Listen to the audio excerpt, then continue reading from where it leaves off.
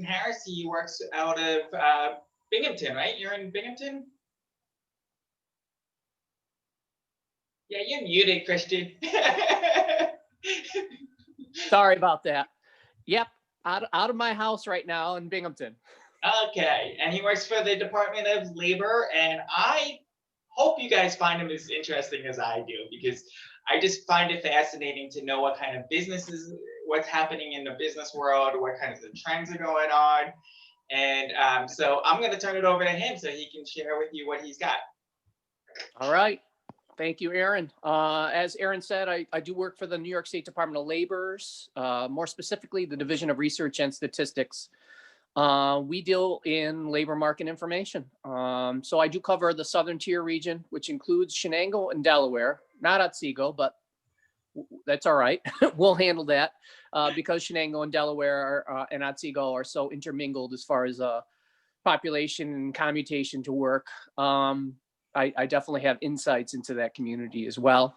I also cover the metro areas of Binghamton, Elmira, Ithaca, and go as far west as Schuyler and Steuben too. So I do cover a wide swath, and I'm in the CDO community. Well, I was quite a bit prior to everything. And as you can see, I have my COVID scruff going on here and uniform sweatsuit.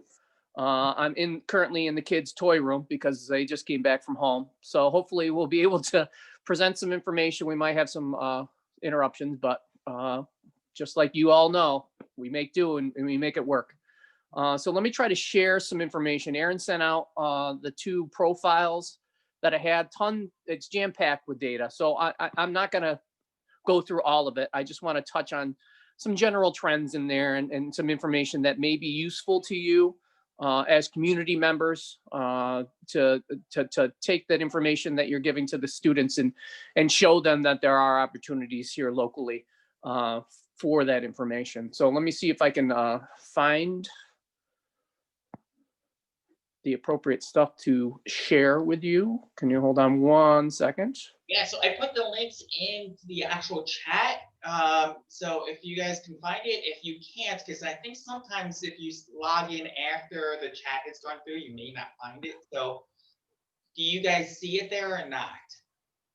No. All right, so I'm gonna have to repost it again. Okay. All right. Where am I?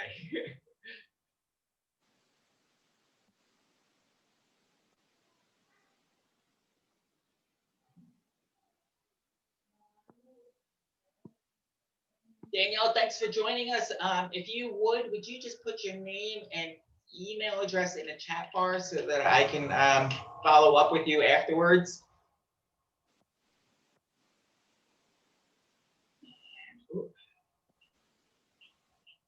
Occupational snapshot economy. All right. Did we lose Christian? I'm still here. I probably should have did a dry run of this before. Oh, well, worst comes to worst, Christian, I can share my screen and then I think that's probably what we should be doing. Okay. Let me grab that up then. Oop, where am I?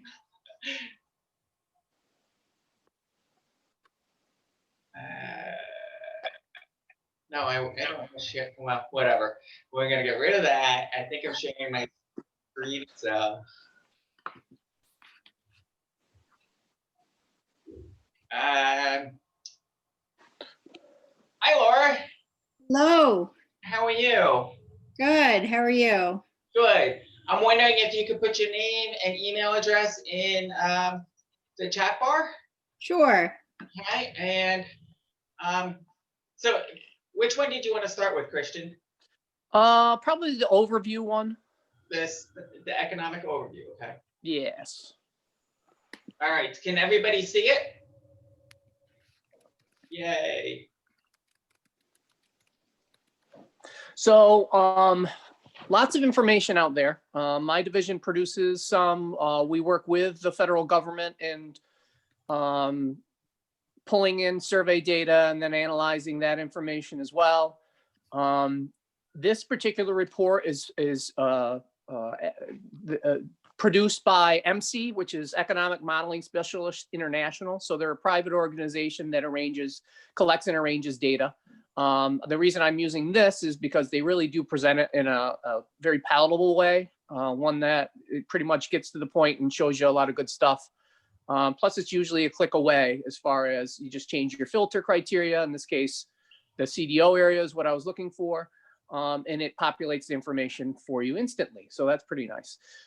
So without further ado, this is the broad economic overview document. And this first page here is basically the nuts and bolts of what's contained within. They'll look at our population information. And as you can see in the 3-county area, we've experienced decreases over the last 5 years. And unfortunately, those decreases are anticipated to continue up in the next 5 years. Demographic plays a role. The general volume of opportunity is another piece here.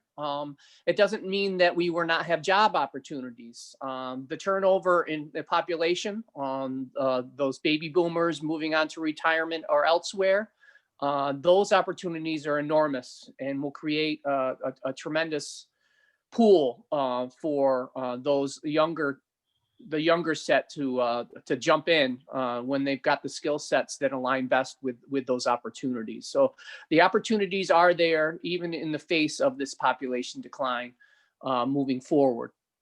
The next big piece there is our total regional employment. As you can see, we have experienced a decline overall over the last 5 years, but things are anticipated, at least given the numbers in front of us now, to improve over the next 5 years. And I think that largely has to do with where we're seated as far as our industries, our significant industries in the community. Manufacturing is still a big part of our community. It's been beat up pretty well over the last 50 years or so. But we have some terrific manufacturers in our community. Shenango County is pretty much an anomaly as far as manufacturing goes. They've grown pretty significantly over the last 10 years. The big players there are Chobani, and also we've got Raymond Corp. We have a number of others, pharmaceutical, manufacturing. We've got Unison out there. GE's doing really well. I mean, there is a good number of manufacturers with opportunities now and anticipated into the future.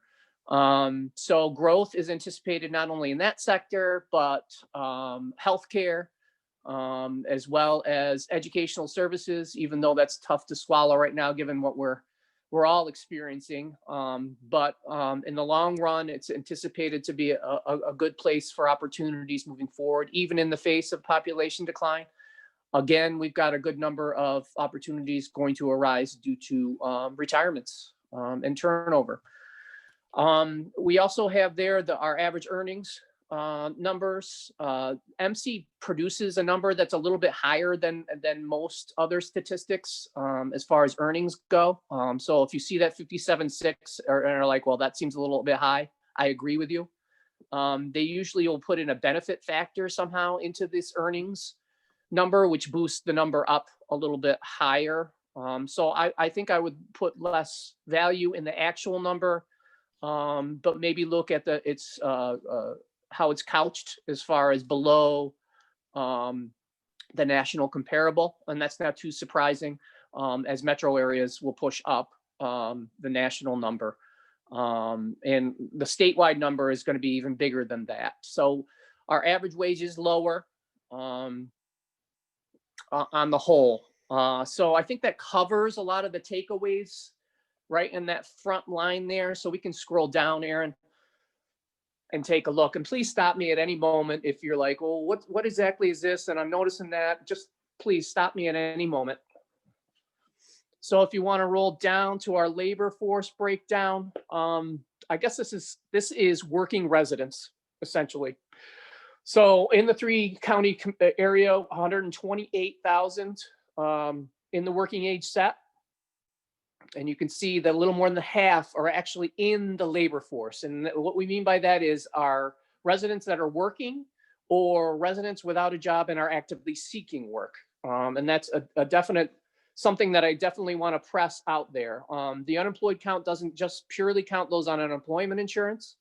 This is a survey of individuals, and they'll tell us if they're yay or nay employed, if they're unemployed, if they're actively seeking, and otherwise they'll push to not in the labor force. So I guess a concern is those not in the labor force. We can understand the kids, even up through. Go right ahead. Does that include college students? Yes.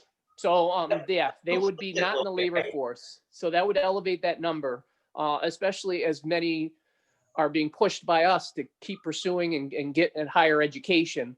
And because the costs are so much higher, you get less instances of working college kids than maybe when we were going through that. So that elevates that. And again, we've got this baby boomer set moving through onto the retirement side more and more each year. So that's elevating that as well. Not to say that there isn't a chunk in there that just are mismatched with the opportunities out there. Unfortunately, their skill sets doesn't align well to what the opportunities out there. So those are the ones that we are handling at the Workforce Center through the Department of Labor to try to upgrade their skills or get them on the right path in order to get into the labor force. These numbers are the labor force counts are actually down considerably right now because of COVID. And that's fiscal and safety decisions being made. Just got off a conference call with a concern about the labor force. Obviously, with many parents being our teachers' aides at home, they've made the decision if childcare was too much a cost to stay home and not work. And then other people are just, if they don't have the opportunity to work from home, they're just making a decision because they can't, they need to be around for other family members. So that number is a little bit smaller if we were to move that forward into the here and now. But God willing, it's a short-term issue that will be remedied, and our opportunities out there are still many. So they're there for the people when they're feeling safe and ready to come back out. Next piece there is that educational attainment piece. I think the high level stuff is that we have a below the average bachelor's degree individuals, but above the average, this is the national average, associate's degree individuals. This still isn't like terribly far out of line. I think you'll see Otsego would if they stood alone, they would push up that bachelor's degree number a little bit more. But this is the layout of our population by educational attainment levels. And as I said, it's not terribly off what you'll see as the national average, but there are some differences as highlighted there. You want to scroll down, Aaron? Now here's our trend in population. We already went over this guy here. As you can see, at least back to 2015 on the downslide, and expected to move that way moving forward the next 5 years. You can scroll down, Aaron.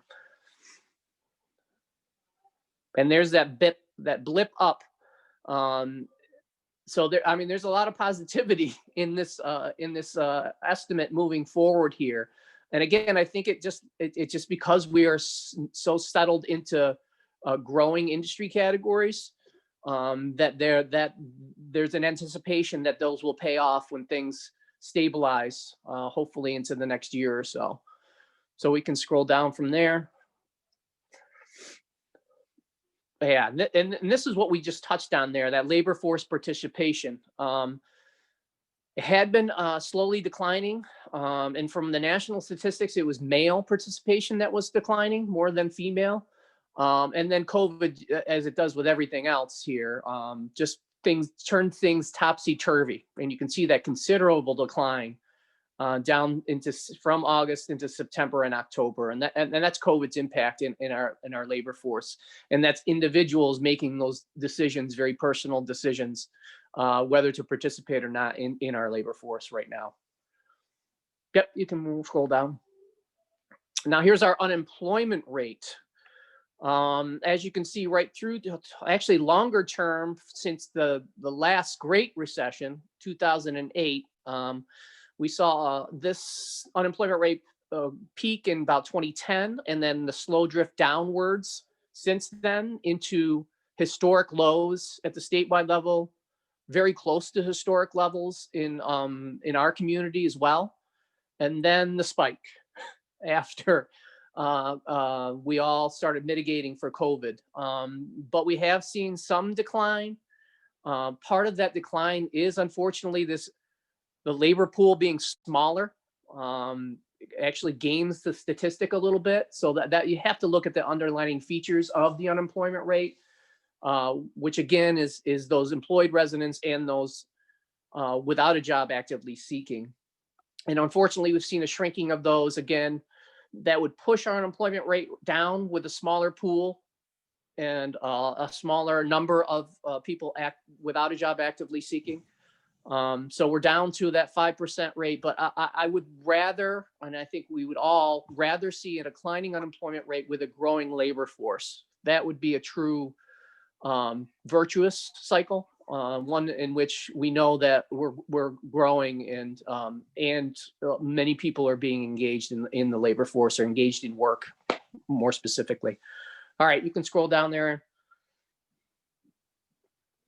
Now these are quick little neat barometers of what we look like in our labor market. Millennials, a little less than the national average. Again, if we were to isolate Otsego, it would be a little bit more because of the college kids in there.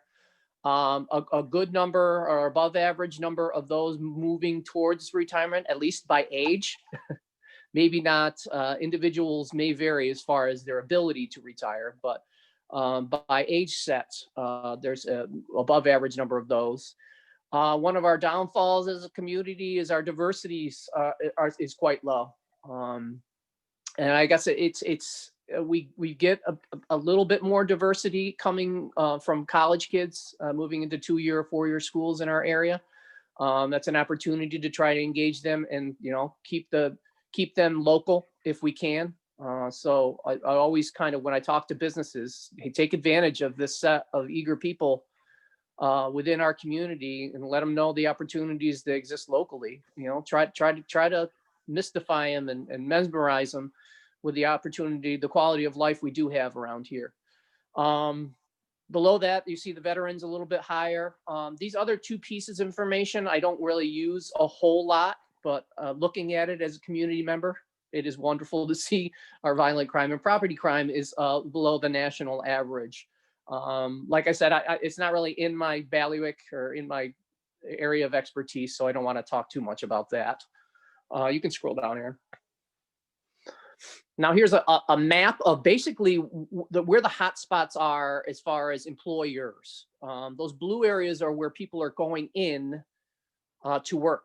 And it's not too surprising. These are going to be our bigger town centers.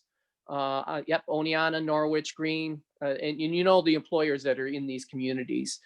The others are where people live. Those lighter, the reddish hues are where people live, but they're going into these areas where it's in the blue colors. That's where most of our industry is located. Now you can scroll down here. Largest industry, government, which does house our local government, local education is in there. I do need to mention that. This doesn't separate the two from just public administration and maybe a local or state hospital. But that is our biggest industry within a community, followed by our healthcare and social assistance, actually a good chunk of both of those. Manufacturing is still up there. It's still third from the top as far as it's the number of people in those jobs. So extremely important. It pays above average wages and will always be an important industry within our community and where opportunities lie, believe it or not. Retail is up there. I know it's experiencing a lot of stress right now. Before COVID, we had online, and online is even more of a fearsome power now. We expect that to move backwards some, but I mean, there's an evolution taking place there as far as the retail experience. We'll see some dramatic in there, but we always have a constant need for talent within the retail trade industry category. And then travel and tourism will show up there, and our accommodation and food services, and then you'll see arts, entertainment, and recreation. Finance, we do have big insurers, New York Central Mutual. I know there's another one that I'm forgetting for some reason, but they have headquarters. New York Central Mutual has a headquarters in our community, and that's an office setting. Don't they have headquarters somewhere? Yeah, yep. They're right around that community, and I know they do engage remote workers. They had been prior to COVID, but there's still a good number of individuals working right there in our community. Okay, can scroll down from there. Christian, Yeah. this is George Brown. I'm in Norwich. Hi, George. I had to have a conversation at a board meeting. I said, you know, we're preparing these kids for technology, blah, blah, blah. They're painting the future for 2028. And then I said, just down the road a little bit. But we have manufacturing here with Honey, with GE. And GE, I know for a fact, some people that have retired from there, they said they can't get they're calling them kids, 18, 20, 21, to do their kind of work that they need. They refuse. They think manufacturing, like putting things together. We're not training them for what's available in this area. Yeah, unfortunately, that's the dark rain cloud that's been painted over that industry category is really a deterrent, a huge deterrent.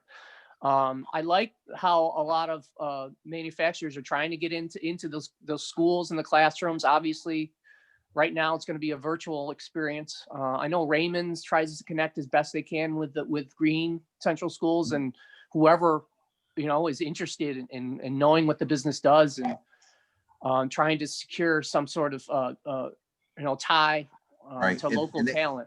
They pay well, but they said the students you have to be, well, students, they're employees now.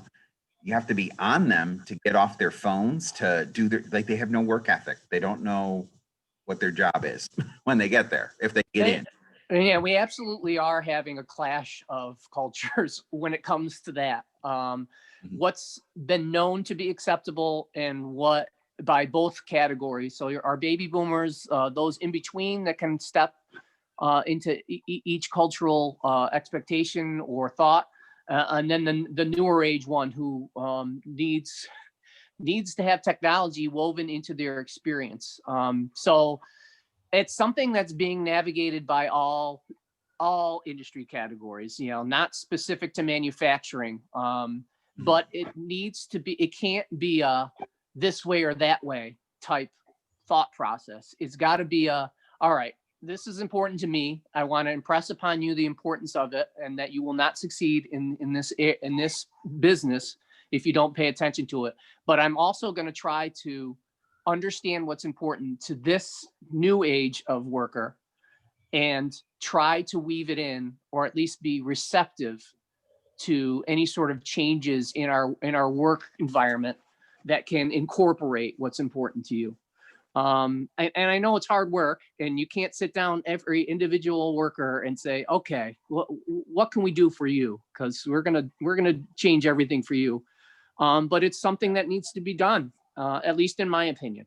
Well, I don't know. I view it as, and I speak this way in my students here at the science classes. I just said, if you want to be employed and you want to keep your belly full and have a car to drive that's, a place to live, it's your employer who's going to tell you what they're expecting.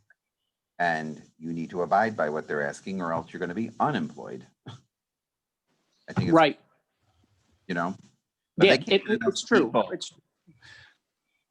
But the employers are also in high desperate need for employees. I know Steve Palmentier has talked to me, and he's from the Shenango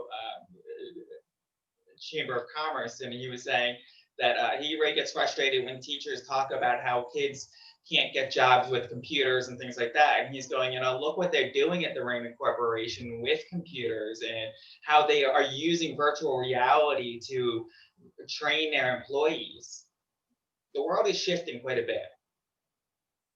Yeah, those manufacturing opportunities are extremely different from what they were. I mean, there's still labor-intensive pieces that need to be done, but you take a look at Raymond Corp's job postings, and there's tons of software engineers and industrial engineers and technicians, technologists. So that's just as a community, it's our, I hope, responsibility to do exactly what you're doing. Tell these kids, all right, you're not going to have a job if you don't listen. I mean, I understand you want a sense of self, and are going to push boundaries as best you can, but in the end, it's going to be a little bit more rougher if you can't conform and understand that it's above you. It's the business itself and what they're expecting. And if the business doesn't succeed, then everyone suffers. So it's for a greater good rather than just for yourself. And that's through experience that you'll learn that. In the meantime, yeah, you get this elevated turnover at some of these companies. That's just, it's mind numbing and it affects the bottom line, but which affects our community. Like Chobani is one of our most giving companies here in our area.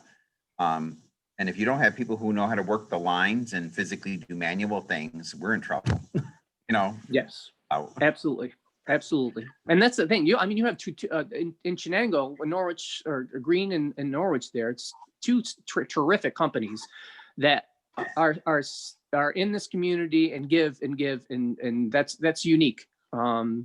As we know from many manufacturers that have left our communities, eventually some number cruncher somewhere in some distant state or country is saying, no, this isn't working. And then they make a huge community decision that impacts lots of people. And we have terrific employers in our community that are invested and reach out and are involved. And that's what we need. We need to engage these employers as best we can and try to help them. And they hopefully will do the same. They'll reach out to the community, understanding this is where they are, and they got to improve the surrounding here for the good of the staff that's there and potential employees of potential employees too.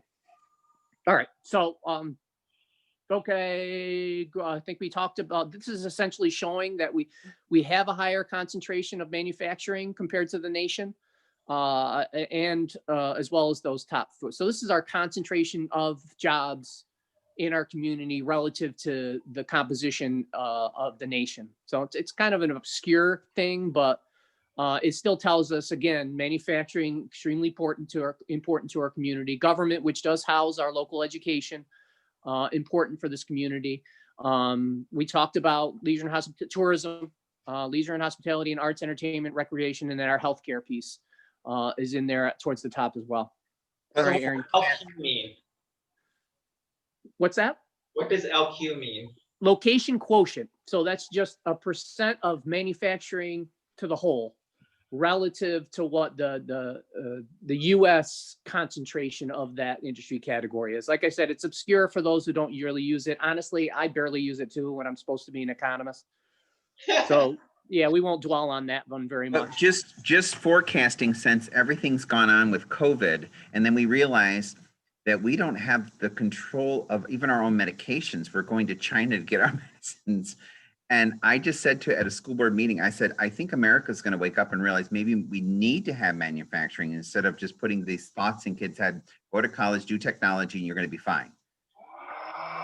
No, we definitely need it produced. I think we're going to realize we need to maybe take care of ourselves a little bit and bring back our own stuff. Like, for example, a car I had just before this car, a switch went wrong and we had to get it from China with the situation that was happening with China. We couldn't get the part.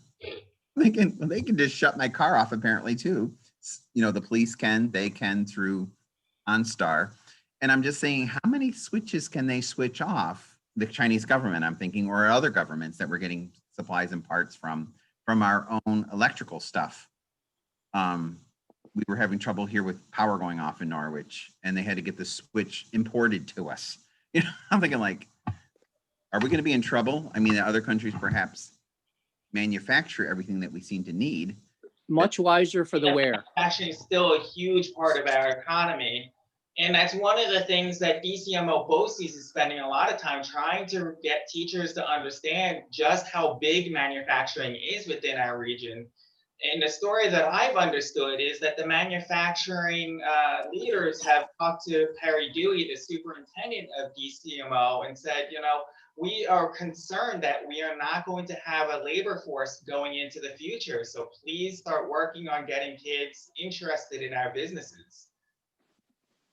Yeah, and the biggest salesmanship to that is telling the individual and parent that there's going to be opportunities. They pay well above average salary, and it's a lot more technically involved than it has been in the past, because that's the only thing that's going to survive around here, at least in the, you know, judging from what we've seen as far as the like real down and dirty production line stuff is cheaper somewhere else. The monotonous stuff, but this higher level advanced manufacturing and as far as process or product is going to stay here.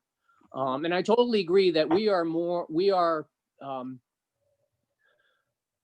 very wiser for the wear as far as what COVID has done and what it has taught us about, yes, what we're able to do to provide for ourselves in times of peril. So it's definitely something that is being looked at a little bit more. And I think you touched on as far as medications go, and I know that was a headline for a while. So hopefully we'll get more attention on that, and we'll understand that we need a little bit more, and not only us, but those that are creating the product will want to be closer to their consumer because of this need for safety, this feeling of security, and knowing that it's not going to be something that we have to take across the sea, that it's maybe across a couple states, and then we can get it faster to where we'll need it in troubled times. So we have a question in chat from Laura. She's asking about benefits in manufacturing. How are the benefits? I know that they've been scaled back compared to days of yore. And that is I think most of us have experienced that as well. And the weight on that is, again, the aging population, not enough payers and more people needing it. And our pension stuff has changed too. But I think a lot of our bigger manufacturers in the community do offer more than you would think. Very decent packages. I don't have an intimate knowledge of them, but I know, a worldwide company like Raymond Corp has at their fingertips a lot more resources than some of the smaller businesses. So I think and they're starving for talent. So obviously you're going to want to provide a premium package that's most attractive. So they can't offer a stripped down benefits package as well. I think it's not as good as it was, but it may be more reality based. Something that a lot of the big manufacturers from yesteryear have learned over time. Is you can't, tell someone you can guarantee them a certain amount for their life if they give you so many years. And that it's got to be both employer and employee throwing into the pot as far as a pension goes, and sharing costs as much as possible, as much as the industry tells them to share. It might be easier if I just ask. Yeah, I mean, even teachers have done that. Look, what are we on tier 6 now? Right. And my daughter's on tier 6. She gets like nothing for retirement in comparison to what, we get. But I was more benefits as far as insurance, because that seems to be a big deal to a lot of people. A lot of people in the area do jobs like Walmart who don't give them benefits, but they're paid so little that the government gives them benefits. Right. Right. The manufacturers are going to provide more along those Okay. lines than, yeah, that traditional retail and probably hospitality or a tourism type situation will provide. Thank you. You're welcome. A quick look here. I guess the big thing here is utilities. It tops our community as far as average earnings, but we don't have a huge amount of jobs within there. Manufacturing and insurance, we do have a significant number of jobs related or within those industry categories, and it shows here that they do pay fairly decent wages here. If we're talking over 80 for manufacturing on average, and over 70, right? 75 for finance insurance on average. And governments, they're in about fourth place. And that again is a significant employer, followed by healthcare, which is also a significant employer. So fortunately, some of these big industry categories are paying wages, earnings that are definitely substantial and can get you through in our community. Question, do you have any idea about the range? I mean, because there's like the upper level sometimes gets paid exorbitant amounts. Right. And then the average worker is getting right around minimum wage, you know, is there any way? Yes, we a do. range? We do. I don't have it at my fingertips, but I can pass it along. The wage survey does look at quartiles. So that's essentially what it is. Lower end is usually the worker that hasn't been there, an experienced worker who hasn't been there long, usually. And I think you'll see that the range for manufacturing is fairly tight compared to maybe finance and insurance might have a broader wage range where you'll see that, you know, the high ups get a big chunk of money and that pulls up everybody, whereas most people are making much less. If I recall, I think manufacturing does have a fairly narrow range, narrower than, again, your retail and your leisure and hospitality goes. And that information I can absolutely pass along to give you an idea, because we do take a look at that all the time. If I'm talking to job seekers, and I want to arm them with the information, or businesses, they come to me, or I don't know if we're offering the right amount of money. Here's your range. So you should be falling into this because this is what employers are telling us they're paying. So that information is available. Thank you. I think we could skip along this. I think we know that our government, healthcare, tourism, good information here, some weird stuff baked into this. So MC pulls in information from the internet as far as what the left side is what people are telling us. So think LinkedIn. They're issuing on their LinkedIn or whatever they have out there, what employer they work for. So MC will scrape that off the internet and load it in here. Like Local Eyesight, I have no idea who Local Eyesight is. So that's why I kind of look at this and go, I don't know. But State University of New York, we know Delhi and Oneonta. So that makes a lot of sense that there'd be a huge number of individuals that say they work for these companies. Raymond Corp, NBT, those aren't too surprising. On the right side are the job postings out there. Again, the top one there, I have no clue what that is. I'm guessing it's maybe driving, warehousing, transportation, driving. It might be some sort of agency that just posts openings through every community, and then so you'll have a huge number like that. Behind that, we do have our Bassett Healthcare. That Dollar General number looks a little big to me. But if you look down Springbrook, I know there's quite a bit of openings within there. Walmart, you know, you constantly have it. There's a USA Truck there again, transportation and warehousing. So we have a good number of those showing up in that. So that's something that MC provides. New York State Department of Labor has its own employers that we interact with too. And I can definitely suggest interacting with the workforce center in your community too, if you are interested in engaging employers to open the eyes of some of your students I would definitely suggest doing that, and maybe going through the intermediary of the CDO Workforce Center. This last piece here, I guess the only thing I'll mention is that 500 plus employees number is smaller and smaller every year. We no longer have those huge 2,000 person businesses in our communities. It's how things have evolved. We do have a growing number in the 100 to 499 as far as percentage change over time.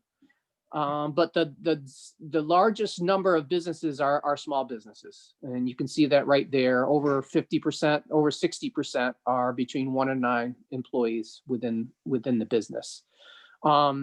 They don't have the most employees, but there is the most of them out there. So yeah, I think that's all I wanted to do as far as touch on that. Large occupations, growing occupations. This is a broad categories. Don't worry about them. I think I'm consuming enough time on this. Let's see if we get something. LQ, keep going, keep going. I think there was educational ones on the bottom. Keep on going. All these information, I provided my email in the chat. Please reach out to me if you have any questions, or you need a resource, or you're just interested in something. I'm a resource for you. Okay, take a look here at their estimate of underemployment. So someone who is currently working in a job that requires less than they have as far as education and training. This was a greater concern, I think, as our opportunities out there were so many, or actually, I think I reverse that. People who had a job but were, not working up to their potential as far as what their education and training was. So right now, I think this is, let's see, we have more need for those with bachelors. Let's see, relative to the states, relative to the nation, I guess this is our composition of these underemployed. Let's move on. I don't know that I want to dwell too much on that. I think I want to get to that the STEM information. Let's keep on going. And please have me stop. Okay, education pipeline. This is those registered into the statewide state education department and feed their information to them. So there may be other education and training outfits out there that are smaller, but these are our biggies in our community that are taking our kids or bringing kids from outside in and training them and hopefully aligning them to those opportunities in our community, definitely abroad for sure. Wondering on your other thing that you had there, I wonder if it was, I've seen so many kids, I say kids, but students graduate from college with this degree. Yes. The 4-year, what do you do with a degree? So no wonder they're working at Walmart or working at whatever. Try to pay back the monies that they owe on this degree they have there's no employment for, or maybe there's 5 things available for it, but the guy's not going to retire for 20 years in those positions. About the only tiny itsy bitsy positive of this ridiculous student loan debt is it's getting headlines so much and people are talking about it so much, the kids can't help themselves but to listen and make better choices. You know what I mean? Try to figure out where they want to be.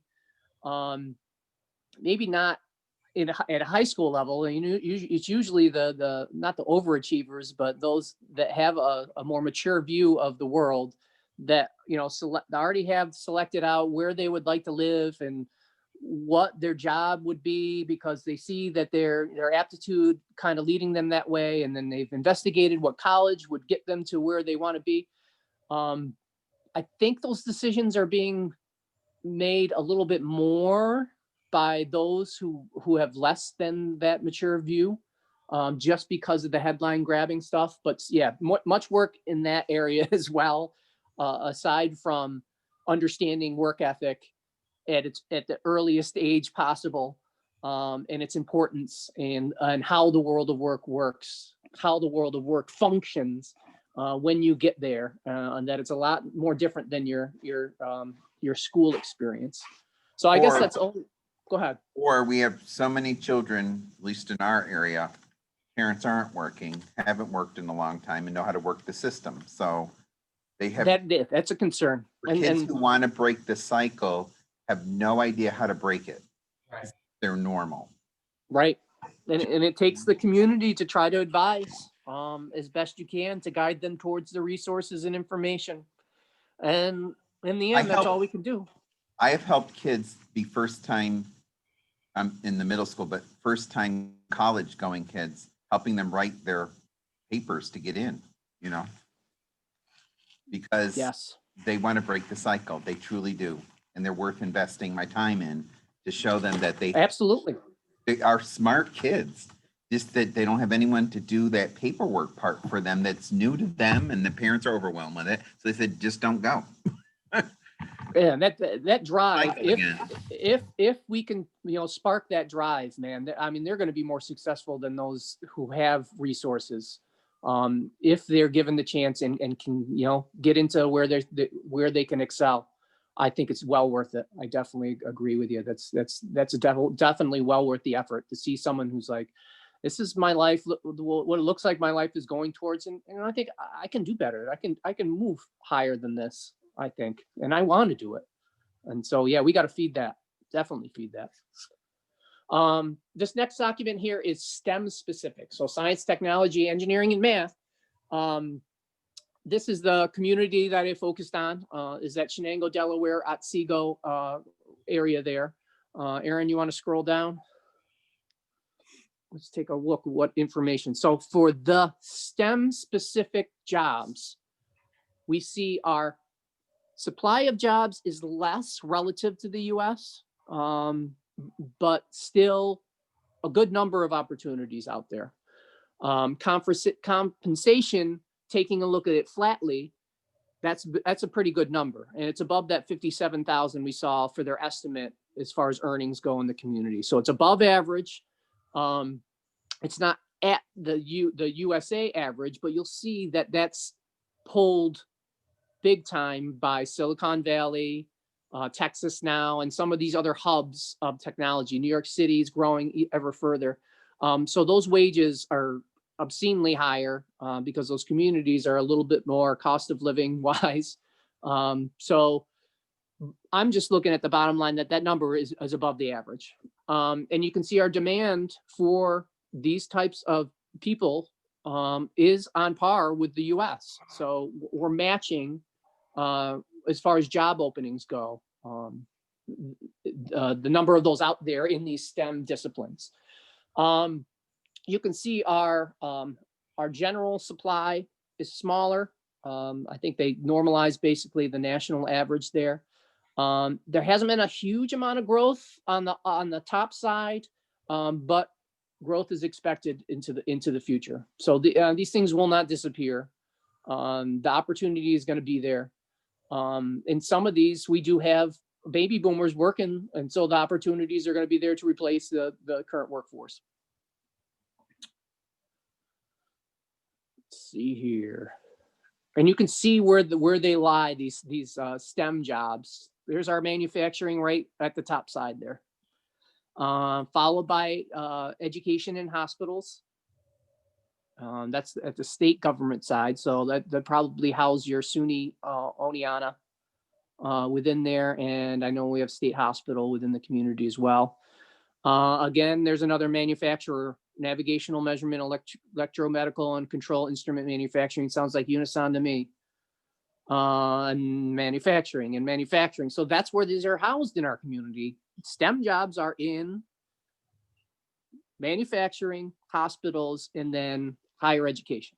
They're not exclusive there, but that's where you're gonna get the best opportunity. That's where the volume play is. So we can scroll down here. Fairly similar as far as this map goes, maybe a little more spread about as far as where the businesses are in STEM. I think we'll still hit up Oneonta, Norwich, Sydney, but you can see some blue in areas that we didn't see before. So there are these STEM focused businesses in other communities throughout our whole 3-county region. All right, Aaron.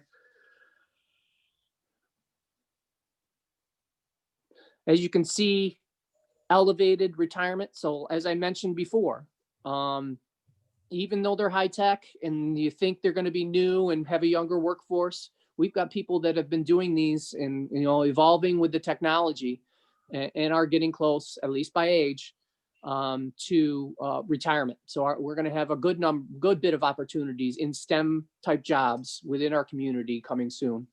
Diversity is a little bit better than we saw than the overall within the STEM fields, still below the US average here in our community. Thankfully, we see some parity here as far as male and female involved in STEM type occupations. Let's take a look. We do have a more even spread of age here than we did on the overall. I think we had a lot more 35 and older. If you take a look at all our industry, all our occupational categories, all jobs, not just STEM jobs. So this is a younger collection of individuals, but there's still a good chunk of those nearing retirement. So the opportunities are there. Absolutely. As being an educator, you know, this is the demographic that we want to see, because that means these people are staying, raising their families, sending their kids to schools. Yes. Yep. And that's that drain of those, that set of individuals has been the most painful, because they take just not only the 1 or 2 people in adults, but yeah, any of the kids or potential future kids are going with them when they move out of the community, and that definitely has been to our detriment as far as the top line on population numbers. Here's our spread as far as a breakout of the individuals within those jobs in our community. White being the major majority here, followed by Asian, Hispanic, and Latino. But those numbers are dwarfed, unfortunately, to the white. So we definitely need an attractive force to get more of a diverse workforce here. It only helps a business understand, you know, you're optimizing your potential for a quality employee, plus you're getting perspectives of the full US, not just, you know, a sliver of consumer. It's only to the benefit to get a more diverse workforce in our community. I think let's see here. This kind of flies in the face of the other piece we saw there. More males than females. I might have to look a little more deeply at this relative to the other one. Looked like we had. Oh, I think that was relative to the US. So, all right. So we definitely need more females entering into the STEM occupations. Traditionally, our healthcare piece would get above average as far as female participation, and then manufacturing would be lower. And some of the other broad industry categories that house these STEM jobs. This is growing. I know that the female percentage has grown, thankfully, but obviously we need to engage many more females to make sure, again, that we have a proper representation of our community, that we're pulling in the best and brightest workers for these opportunities, and that we understand the consumer that's buying our product. Compensation relative below that of the nation, but still above that as far as the average. And here is your range. Here it does say our cost of living. I think that's in the general thing that our cost of living was high. It's below as far as those related to STEM. So those in STEM occupations in our community would be better off than maybe on the whole. So again, that just hand in hand with the wages being more in those type of jobs.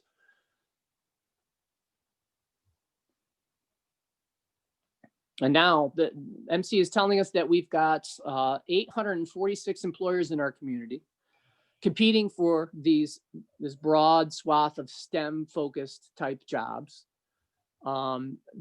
over 2,000 postings. So, I mean, they're coming through, they're coming to us, they're out there.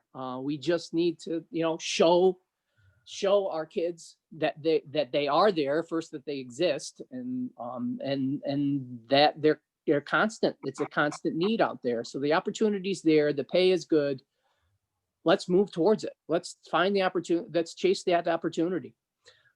Here's the occupations most in need. And there's that software developer I talked about earlier, industrial engineers, computer occupations. That's a catch-all right there. And then computer user support specialist it's probably more along the lines of a certification through maybe a BOCES, to get into that occupational piece. So it's not just that software engineer where you need at least 4 years of college. There's those below it as well. And we continue on here with a lot of that. So a lot of IT, you'll see healthcare within here too. Engineers, not a big surprise. You can see the amount of opportunity in our three county area. There's a good number out there. I think since COVID has hit, it's shrunk a little bit, but it's still a powerful force and is only anticipated to grow as we become more safe and confident in our community. And I think this probably goes on and on and on. But it does let you know what is out there, and it is eye-opening. I hope it's eye-opening to many of you, and I'd hope it would be for a lot of kids out there who would just think Walmart or, a lot of retail and minimum wage type positions. There's a lot of higher level, very interesting technical jobs that are out there. Yeah, and so, I just think of when there's kids that come and say, I'm interested in aeronautical engineering and I can't stay in this region. Well, yeah, there is somebody that hires people like that in that region. Or even in the medical field, there's some medical research going on and things. Yep, that's it. Yeah, that's at our pharmaceutical companies. Is Sydney, New York, Shenango County or Otsego County? Delaware. Delaware, yes. Okay. Agriculture. And I know Amphenol's has been doing well there, and ACCO is challenged. ACCO is absolutely challenged. They do calendars and such, and I'm hoping that some sort of piece of them stays, but I know over the years it's gotten smaller and smaller there, and you just think of the printing business and how everything's moved to digital and how it's hard to keep it going. So that would be my only sad comment about that particular manufacturer. But I know Amphenol goes, they ramp up real hard and then come back down, but they've been on a good tear the last few years. One of my favorite companies to go tour was Unilab. Do you know anything about how they're doing? I haven't heard a whole lot from them. I think they had a steady amount of work. It's interesting, the construction companies, what this pause is going to do, because it's usually a process. It's a pipeline. A project there's an out for bid project, and then you put your bid out there, and then you get it, and it's usually a couple of years out. And so that pause will probably, unless there's something within stimulus that's going to throw some money out towards infrastructure, there might be, a good solid time period where those that didn't have a lot of work in the pipeline already are going to have some tough times. Does Sydney also have like a metal roofing company or something? Someone was just walking past and heard us talking about Sydney. They thought there was a metal roof company. They make metal roofing. Actually, maybe a smaller company. Nothing comes to mind, but it's very possible. And you see this STEM piece that you all have, comes with a lot of nitty gritty stuff as far as the skill sets needed, and it aligns with that a lot of computer and engineering type positions, but it gets right to the skill involved, which I think many employers, sometimes they're more interested in that than the degree. That when it's missing, when the degree is sometimes misaligned with a specific employer's need, they're more interested in the specific certification or skill set than it is the four-year degree. And that's a little bit easier sell when we've got a 3-4% unemployment rate and not enough people out there. It's a unique situation right now, for sure. And then these are those soft skills right here that we hear so much about, that communication, management, problem solving. Many of these are explicitly listed in these STEM opportunities out there. So further reinforcing to these kids, these things that we say that are still lacking in many of those that are coming in. Yeah, and there's our pipeline for these STEM occupations. 43 separate programs, almost 1,000 completions within those. So we do have this, conveyor of people coming through. Many of which, the same thing happens here in Binghamton. You get Binghamton University, a ton of people come from downstate, and they're just looking at getting this degree and moving back down. So if we can gauge these individuals, that would help us along as far as filling these positions as best we can. But, quality of life is what they're saying we don't have, which that's very short-sighted. So I think this is the majority of it. A lot of this is some gritty detail moving along here. Does anyone else have any questions? I don't want to keep yammering at you for too long here.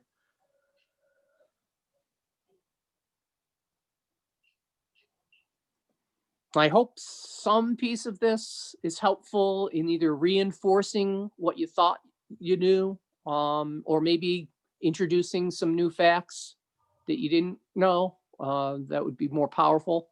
But I'm definitely, like, as I say, a resource to the Teacher Center. I'm a resource to any individual teacher who wants information or needs information. And thank you for having me. Well, thanks for coming, Christian. I appreciate it. I find all that data stuff fascinating and how it shifts and changes. And it's something that I listen to you every year, and I think it's great because you can hear a little bit of changes. The opportunities are out there in our community. I know it's tough for us to align our kids to them, but keep battling. I know it's 4:17, but I just really wanted to point out that last section you showed that had the soft skills is almost directly aligned with a lot of our new standards. So I'm constantly trying to tell why these new standards that they hate so much, because it's so front end loaded learning, are so important as actual life skills. It's just another example of, I was talking to them about it today, but now I can actually say, look, it's actually in The employers are saying it. Yes. Yep. I'm not lying. It's in the job. All of us believe we have them. Believe me, I don't have all of them. All of it. Yeah. All of us need to kind of take an inventory of this stuff. And I really respect what you guys do every day. I really do. Oh, thank you. Well, thank you for your presentation, Christian. I'm the director and chair of our local chapter of the Science Teachers Association New York State for Shenango, Otsego, and Delaware County. Okay. And prior to COVID, one of the things we were talking about was putting together workshops held at local businesses, larger ones, and learn about what they do there and learn from them how we can best train our students to be job ready. So if there are any companies you think would be good, COVID really put a stop to that, but we were looking at contacting a few of them to see what they might be willing to do. Absolutely. Send me an email, and I'll definitely work with you and try to track down those that have been a little bit more accommodating and anxious for that interaction. Like I said, the bigger companies that can do it virtually are weathering this a little bit better than most of the others where you got to be there to see everything.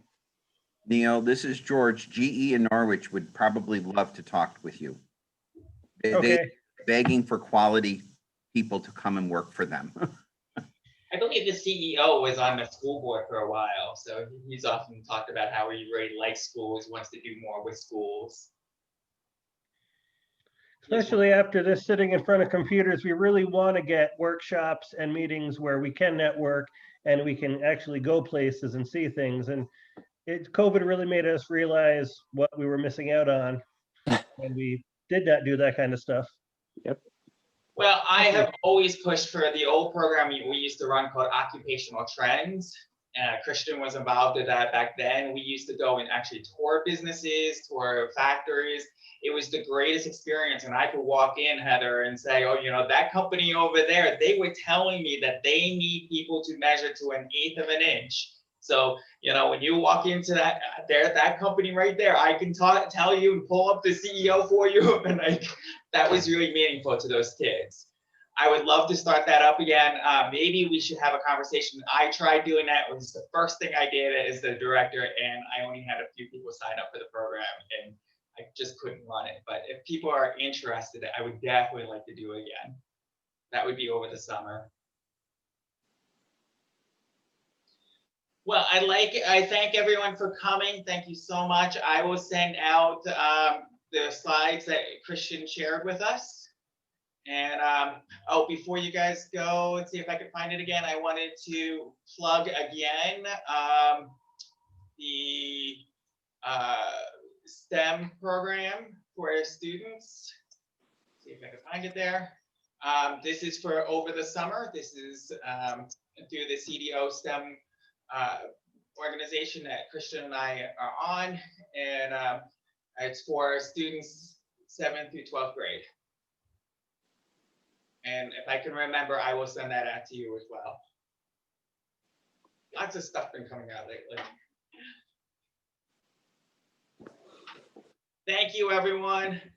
Aaron, is there a fee for that for kids to go, or they just have to have transportation, or? No, it's virtual. It's virtual. I don't believe there's a fee.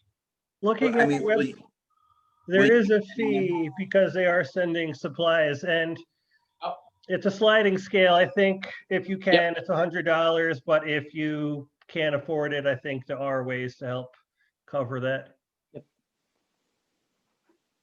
I'm interested. So if I can help out here in Norwich to motivate kids to participate. Wonderful. Sounds great. All right, thank you, everyone. Aaron? All right, thank you.